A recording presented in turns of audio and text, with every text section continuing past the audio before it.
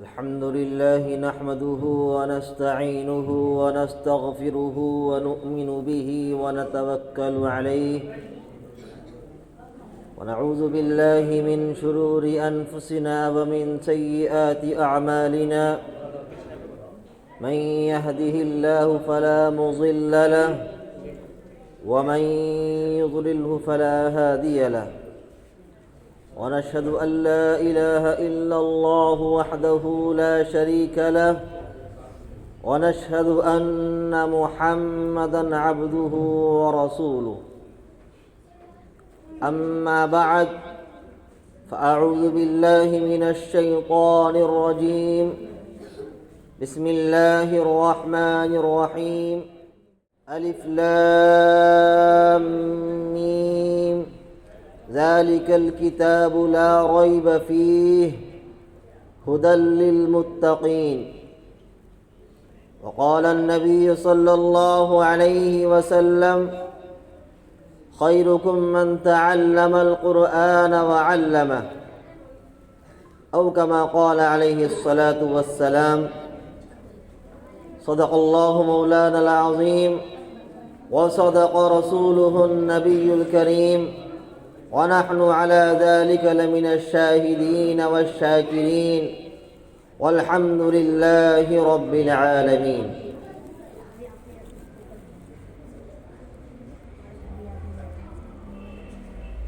Stage پر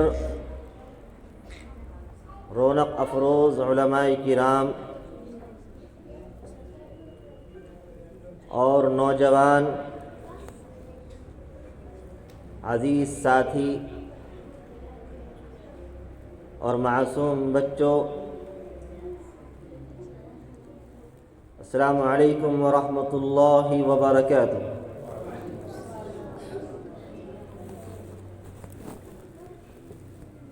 یہ محفل بہت ہی اہمیت کی حامل ہے،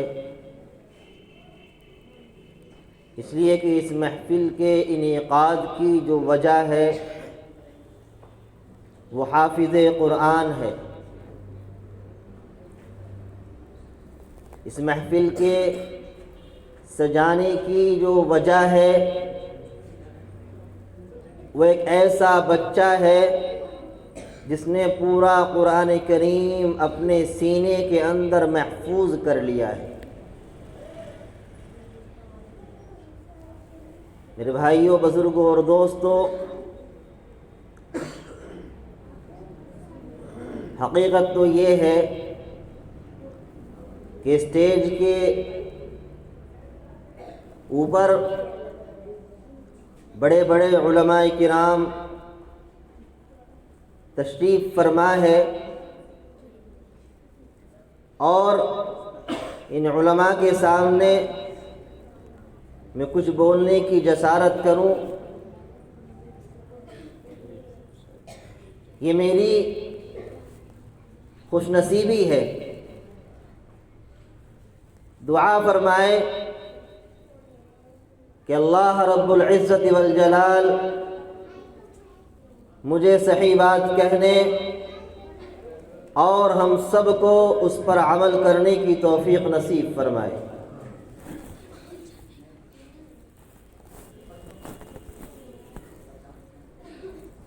میں نے آپ حضرات کے سامنے قرآن کریم کی آیت تلاوت کی، الف لام میم ذالک الکتاب لا ریب فیہ، کہ اس کتاب کے اندر کوئی شک نہیں ہے، ھدی للمتقین، اور یہ کتاب ہدایت ہے متقیوں کے لیے۔ یہ قرآن کریم اللہ رب العزت والجلال نے ہدایت کے لیے اتاری ہے۔ اس دنیا کے اندر انبیاء علیہ السلام تشریف لے کر آئے اور آپ نے امت کی رہنمائی کری، لوگوں کی رہنمائی کی۔ آخر میں جناب محمد رسول اللہ صلی اللہ علیہ وسلم تشریف لے کر کے آئے اور آپ کے اوپر یہ قرآن مقدس نازل ہوا، اور یہ قرآن مقدس صرف میرے نبی کے لیے نہیں، صرف میرے آقا کے لیے نہیں، صرف صحابہ کے لیے نہیں، بلکہ قیامت تک آنے والے جتنے بھی انسان ہیں ان تمام انسانوں کے لیے ہدایت بن کر کے اترا ہے، تمام انسانوں کے لیے ہدایت بن کر کے اترا ہے۔ اللہ رب العزت والجلال ان بچوں سے، ان حاملین قرآن سے، ان حافظ قرآن سے کہ جن لوگوں نے اپنے سینے کے اندر اس قرآن کو اتارا ہے، اس کا ایک ایک لفظ، ایک ایک حرف زبر اور زیر اور پیش کے بغیر غلطی کیے ہوئے اپنے سینوں کے اندر اتارا ہے، اللہ رب العزت والجلال ان سے بہت محبت رکھتا ہے۔ میں آپ کو بتاتا چلوں کہ جب حافظ قرآن یا اللہ کا نیک بندہ قرآن کو پڑھتا ہے، اس کی تلاوت کرتا ہے، تو فرشتے اس سے بہت محبت کرتے ہیں، فرشتے اس کو چاروں طرف سے گھیر لیتے ہیں۔ جس طریقے سے مقناطیس کے اندر ایک ایسی صلاحیت ہوتی ہے کہ جہاں کہیں اس کو رکھ دیا جائے اس کے چاروں طرف جتنا بھی لوہا ہوتا ہے وہ تمام کا تمام لوہا اپنی طرف کھینچ دیتا ہے۔ اسی طریقے سے جب ایک حافظ قرآن، عاملین قرآن، حاملین قرآن اور اسی طریقے سے اللہ کا نیک بندہ جب قرآن کی تلاوت کرتا ہے، جب قرآن کو پڑھتا ہے، تو فرشتے اس کو چاروں طرف سے گھیر لیتے ہیں اور اس سے محبت کرتے ہیں اور خوب غور سے اس کے قرآن کریم کو سنتے ہیں، اور ان کو اتنا مزہ آتا ہے، ایسا مزہ آتا ہے کہ وہ اس حافظ قرآن اور اس قاری قرآن کے لبوں کو اپنے لبوں سے ملا لیتے ہیں، ایسا مزہ ان کو آتا ہے۔ علماء کرام نے لکھا کہ صرف اتنا ہی نہیں بلکہ جب حافظ قرآن چلتا ہے تو اپنے پیروں کو زمین پر نہیں رکھتا بلکہ وہ فرشتے اپنے پروں کو پھیلاتے ہیں اور ان پروں پر پاؤں رکھ کر کے حافظ قرآن، حامل قرآن چلتا ہے۔ یہ محبت کا ایسا ان کا محبت کے اظہار کا طریقہ ہے، اور فرشتے ہی نہیں بلکہ میرا اللہ بھی ان سے بہت زیادہ محبت رکھتا ہے۔ کیا آپ نہیں جانتے کہ اللہ کے رسول صلی اللہ علیہ وسلم ایک مرتبہ تشریف فرما تھے، آپ نے ابی بن کعب سے کہا کہ اے ابی بن کعب قرآن کریم پڑھ کر کے سناؤ۔ ابی بن کعب کہنے لگے اے اللہ کے رسول آپ پر قرآن نازل ہوا ہے، میں پڑھ کر سناؤں؟ اللہ کے رسول ایسا کیسے ہو سکتا ہے، آپ سنائیں میں سنتا ہوں۔ میرے آقا فرماتے ہیں اے ابی بن کعب یہ میرا حکم نہیں ہے، یہ کہیں اور سے آپ کو حکم آیا ہے۔ رب ذوالجلال آپ کا قرآن سننا چاہتا ہے۔ رب ذوالجلال کہتا ہے اے محبوب ابی بن کعب سے کہیے کہ وہ قرآن کریم کو پڑھے، میں بھی سنوں گا اور میرا محبوب بھی سنے گا۔ میرا اللہ ایسا محبت کرتا ہے قرآن کریم سے پڑھنے والوں کا۔ میرے بھائیوں، بزرگوں اور دوستوں، یہ قرآن کریم کے پڑھنے والے، یہ حافظ قرآن، یہ عامل قرآن، یہ بچے چھوٹے چھوٹے سے معصوم بچے قرآن کریم پڑھنے والے ہیں، ان سے اللہ بھی محبت کرتا ہے، فرشتے بھی محبت کرتے ہیں۔ الغرض دنیا کی ہر ایک مخلوق اس سے محبت کرتی ہے، تو ہم کیوں نہ محبت کریں؟ معاف فرمائیے، ہمارا اور آپ کا حال یہ ہے کہ جب حافظ قرآن کو دیکھتے ہیں تو ہمارے ماتھے پر بل آنا شروع ہو جاتے ہیں۔ ہم یہ سوچتے ہیں کہ یہ بچے اپنا وقت ضائع کر رہے ہیں، خاص طور سے وہ لوگ جو اس کالونی کے اندر رہتے ہیں، کیونکہ مدرسہ ان کے بہت قریب ہے تو ان بچوں سے واسطہ پڑتا رہتا ہے۔ ظاہر بات ہے بچے ہیں، شرارتیں کرتے ہیں، تھوڑی بہت کرتے ہوں گے، لیکن لوگ ایسا سمجھتے ہیں کہ بچے صرف یہاں ٹائم پاس کرنے کے لیے آ گئے ہیں، شرارتیں کرتے پھرتے ہیں، پڑھانا ان کو ہے نہیں، بس ٹائم خراب کرنے کے لیے آ گئے۔ لیکن یاد رکھو میرے بھائی بزرگوں اور دوستو، جو لوگ ان بچوں سے محبت کرتے ہیں تو اللہ بھی ان سے محبت کرتا ہے، اور صرف دنیا کے اندر نہیں بلکہ دنیا سے جانے کے بعد بھی محبت کرتا ہے۔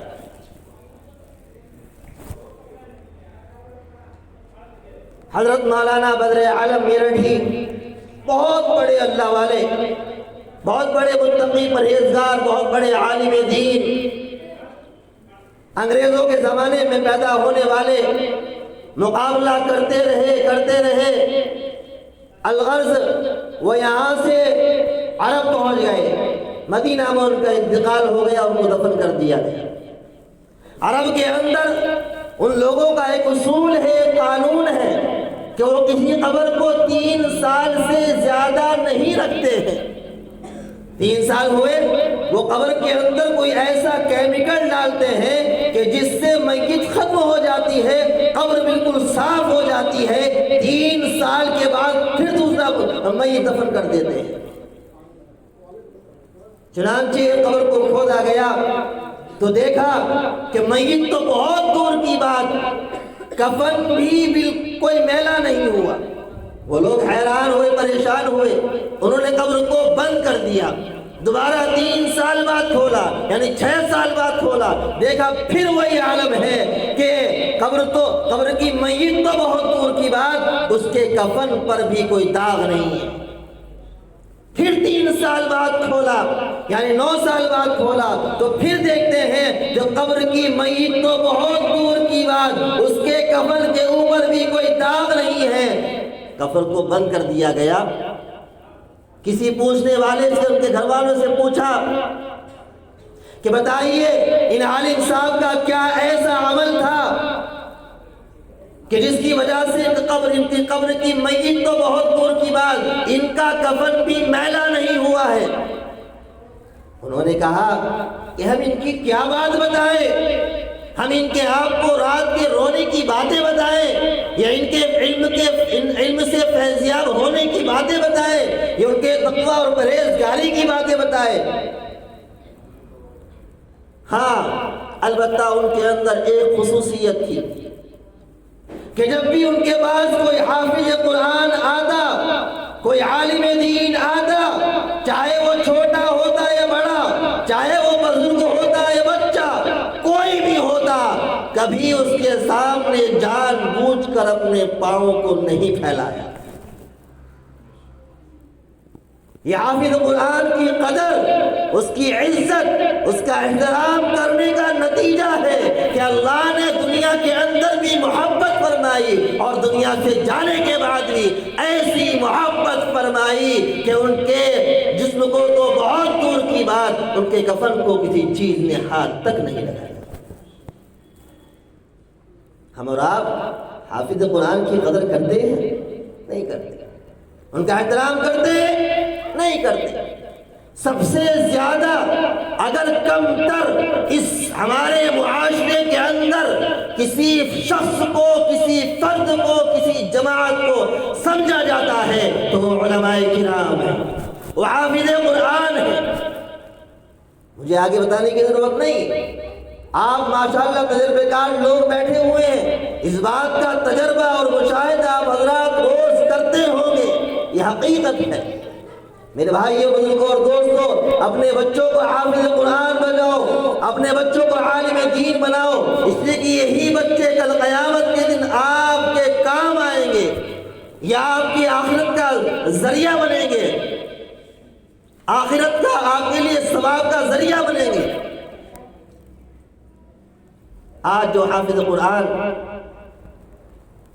اس بچے نے قرآن کریم حفظ کیا، مکمل کیا، اور اپنے سینے کے اندر قرآن کو محفوظ کیا، یہ بچہ اور اس بچے کے والدین، اس بچے کے اساتذہ اور اس مدرسے کے محبین، اس مدرسے کے معاونین، اس مدرسے کے منتظمین، اس مدرسے کے مدرسین، یہ تمام کے تمام قابل مبارکباد ہیں۔ اس لیے کہ جس بچے نے آج حافظ قرآن کیا ہے، کل وہ بچہ ان میں سے ہر ایک کی، بعض روایات میں آتا ہے کہ 10 افراد کی، ایسے افراد کی کہ جن افراد کے اوپر جہنم واجب ہو چکی ہوگی، ان کی بخشش کرائے گا۔ اور بعض روایات میں آتا ہے کہ 10 خاندانوں کی بخشش کرائے گا۔ دعا کیجئے کہ اللہ رب العزت والجلال اس بچے کو حافظ قرآن ہونے کے ساتھ ساتھ عالم دین بھی بنائے۔ میں یہ بات اس لیے کہہ رہا ہوں کہ حافظ قرآن کو 10 افراد یا 10 خاندان کو بخشوائے گا، لیکن اگر یہ عالم دین بن گیا، اگر یہ متقی پرہیزگار بن گیا، اپنے علم پر عمل کرنے والا بن گیا، تو کل قیامت قائم ہونے کے بعد، میدان محشر کے بعد، جب ان کے لیے جنت کا فیصلہ ہو چکا ہوگا، یہ تمام کے تمام علماء جنت کی طرف گامزن ہوں گے، ابھی دروازے پر پہنچے ہوں گے، اللہ رب العزت والجلال ان کو روک دے گا کہ اے علماء کی جماعت، ٹھہر جاؤ، رک جاؤ۔ علماء فرمائیں گے کہ اللہ ہم جا رہے ہیں، اس لیے کہ ہمارے لیے جنت کا فیصلہ ہو چکا ہے، ہمارے لیے جنت کا فیصلہ ہو چکا ہے، ہمیں جنت کا ٹکٹ مل چکا ہے۔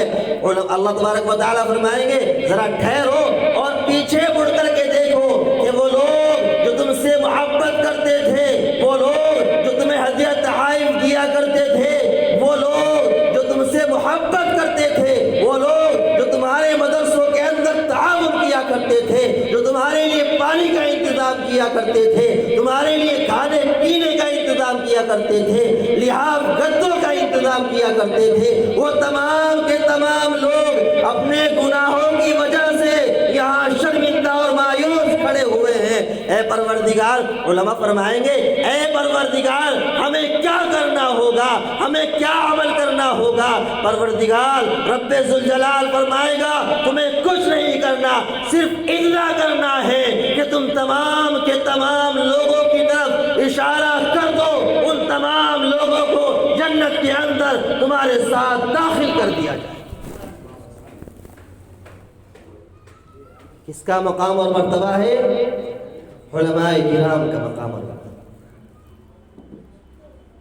میرے بھائیوں، صرف مال اور جان سے خرچ کرنے کی بات نہیں ہے۔ اگر ہم آپ ان بچوں سے محبت رکھیں گے تو صرف ان محبت کی وجہ سے بھی اللہ تبارک و تعالی ہمیں ان کے ساتھ جنت کے اندر داخل فرما دے گا۔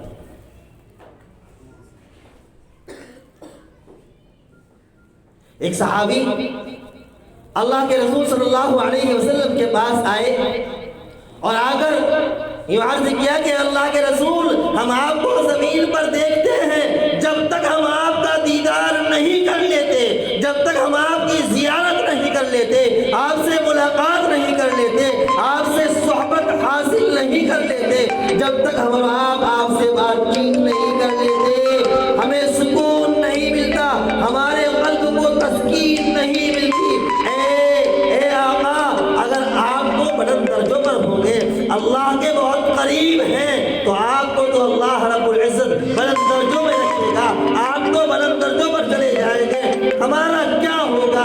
ہم نیچے ہوں گے، آپ سے کیسے ملاقات ہوگی؟ آپ سے کیسے آپ کا دیدار ہوگا؟ کیسے آپ کی زیارت ہوگی؟ ہمیں ایسی جنت نہیں چاہیے کہ جس میں آپ کا دیدار نہ ہو، ہمیں ایسی جنت نہیں چاہیے جس میں آپ سے ملاقات نہ ہو۔ پروردگار عالم وہ صحابی رو رہے ہیں اور ان کی آنکھوں سے آنسو بہہ رہے ہیں، میرے آقا مسکراتے ہیں اور فرماتے ہیں المرء مع من احب، کہ جو شخص جس سے محبت رکھے گا اللہ رب العزت والجلال اس کو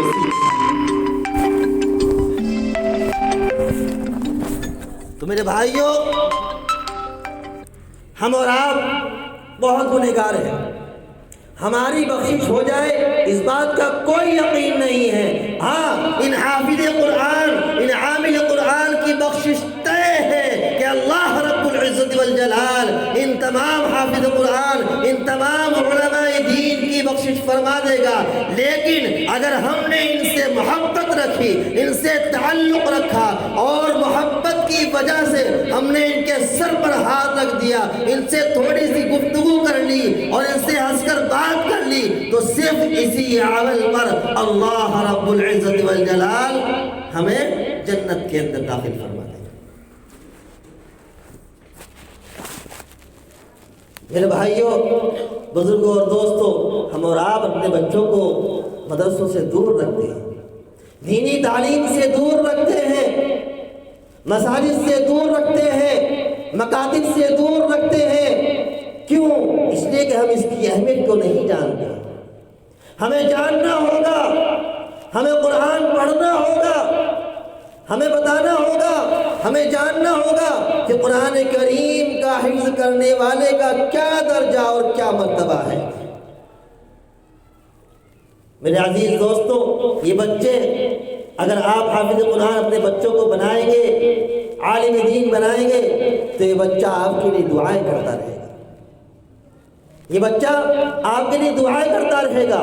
آپ اس دنیا سے چلے جائیں گے، یہ بچہ آپ کو ہر دعا کے اندر یاد رکھے گا۔ یاد رکھو، میں یہ سمجھتا ہوں کہ شاید کوئی عالم دین، کوئی حافظ قرآن ایسا ہو جو اپنے ماں باپ کے لیے ہر دعا کے اندر دعا نہ مانگتا ہو، ربنا اغفر لی ولوالدی۔ ہر ایک آدمی، ہر ایک حافظ قرآن، ہر ایک عامل قرآن اس بات کی دعا کرتا ہے، پروردگار میرے ماں باپ کی بخشش فرما دیجیے، میرے ماں باپ کی مغفرت فرما دیجیے۔ کیا کر لے گا کوئی انجینئر، کیا کر لے گا کوئی ڈاکٹر، کیا کر لے گا کوئی پروفیسر، جب وہ کبھی نماز ہی نہیں پڑھے گا، جب اس کے اندر دینداری نہیں ہوگی، تو وہ کیا تمہارے لیے دعا کرے گا؟ اس لیے میرے بھائی، اپنے بچوں کو دیندار بناؤ۔ اگر آپ نے اور ہم نے اپنے بچوں کو دیندار نہ بنایا، عامل قرآن نہ بنایا، حامل قرآن نہ بنایا، حافظ قرآن نہ بنایا، عالم دین نہ بنایا، تو یاد رکھو یہ بچے جو پروفیسر بھی ہوں گے، ڈاکٹر بھی ہوں گے، انجینئر بھی ہوں گے اور بڑے بڑے کاروباری ہوں گے، بڑی بڑی دکانیں انہوں نے کی ہوئی ہوگی، لیکن اپنے گناہ کی وجہ سے جب کل قیامت کے دن ان کو عذاب کا فیصلہ ہو چکا ہوگا، سزا کا فیصلہ ان کو اللہ رب العزت والجلال سنا چکا ہوگا، تو یہ اپنے اللہ سے درخواست کریں گے اور یوں کہیں گے، ربنا آتِهِمْ ضِعْفَيْنِ مِنَ الْعَذَابِ۔ اے پروردگار عالم، آپ ہمیں عذاب دے رہے ہیں، آپ ہمیں جرم کی سزا دے رہے ہیں، لیکن ہماری آپ سے یہ درخواست ہے کہ ہمارے ساتھ ساتھ ہم سے ڈبل گناہ، ہم سے ڈبل عذاب، ہم سے ڈبل سزا ہمارے ماں باپ کو بھی دیجیے۔ کیوں؟ اس لیے کہ انہوں نے ہی ہمیں مدرسے سے دور رکھا تھا، انہوں نے ہمیں دینی تعلیم سے دور رکھا تھا، انہوں نے ہمیں مسجدوں سے دور رکھا تھا، انہوں نے ہمیں مکتبوں سے دور رکھا تھا۔ یہ دنیا کے لالچ میں آ کر ہم کو دینی تعلیم سے دور رکھنے والے ہیں۔ اس لیے آپ اگر ہمیں سزا دے رہے ہیں تو ہم سے زیادہ دوگنی اور ڈبل سزا ان کو بھی سنانا۔ اس لیے میرے بھائی، بزرگوں اور دوستوں، ہمیں چاہیے کہ ہم اپنے بچوں کو حافظ قرآن بنائے، اپنے بچوں کو عامل قرآن بنائے، عالم دین بنائے۔ اگر ہم نے اپنے بچوں کو دینی تعلیم سکھائی اور دینی تعلیم دلائی، مدرسوں کے اندر داخلہ کرایا، عالم دین بنایا، تو انشاءاللہ ثم انشاءاللہ یہ بچے، یہ ہماری اولاد، یہ ہمارے لیے قرض ذخیرہ آخرت بنے گی اور آخرت کے اندر ہمارے نجات کا ذریعہ بن جائے گی انشاءاللہ۔ اللہ تبارک و تعالی مجھے بھی اور آپ کو بھی کہنے سننے سے زیادہ عمل کی توفیق نصیب فرمائے۔ آمین۔ وآخر دعوانا الحمد